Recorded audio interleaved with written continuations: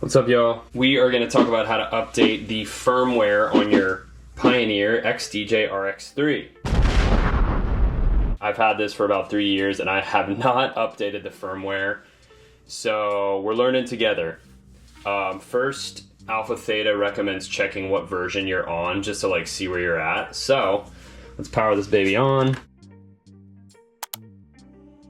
Sweet. So in order to find what version your device is, you're going to long press the menu button, which takes you to the utility, and go all the way down with the jog wheel, and the very last thing says version number, and it says it right here. So I'm version 1.16, and I believe Alpha Theta is on version 1.19, so definitely a few versions behind. So let's get to updating, baby. First of all, you're going to want to power your device back down.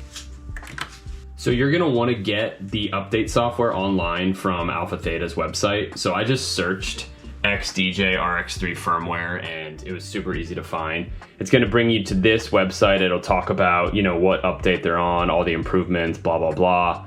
And then you can get the download file down here. I just clicked on this, I already downloaded it.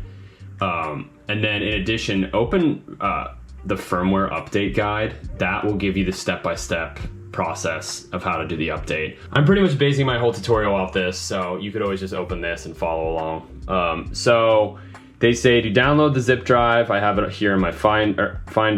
I open the zip drive, here's the file, and then they recommend putting it on a USB drive, either formatted FAT or FAT32, so FAT or FAT32. If you have a standalone controller, you probably already have a drive that is formatted FAT32 because that's the recommended format. So you're gonna unzip the zip drive, and this is the file. It's XDJ-RX3.upd. That is the update. You're gonna wanna drag that over onto your drive. I have my drive opened over here. I already copied it, but do that. And this is important.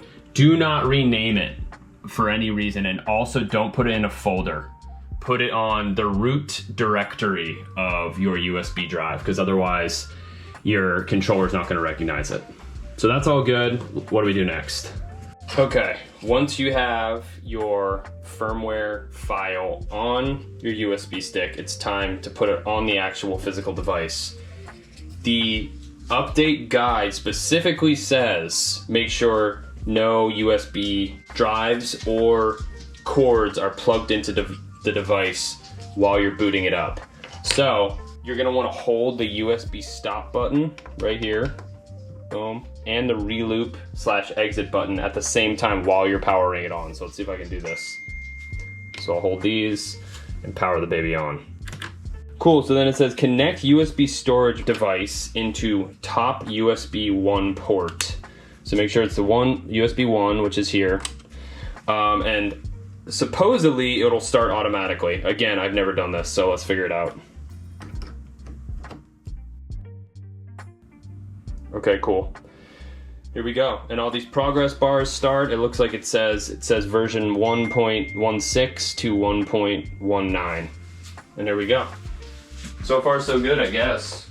Obviously it goes without saying, don't remove your device or the USB stick or power down the controller while it's updating. Okay, when it's all done, the notification reads, firmware update is complete. Turn the power off/on before using. So I'm going to do just that. The update guide says once you power off your device, power it back on. Just like we did at the beginning of the tutorial, we are going to long press menu to get to the utility window, and we are going to scroll all the way down, check to see what our version is, and now we are at version number 1.19, baby. It was a successful update. When you want to power it down, make sure you remove your USB this time. Boom. And then you can safely power off your device. Hope that was helpful. Happy DJing, y'all.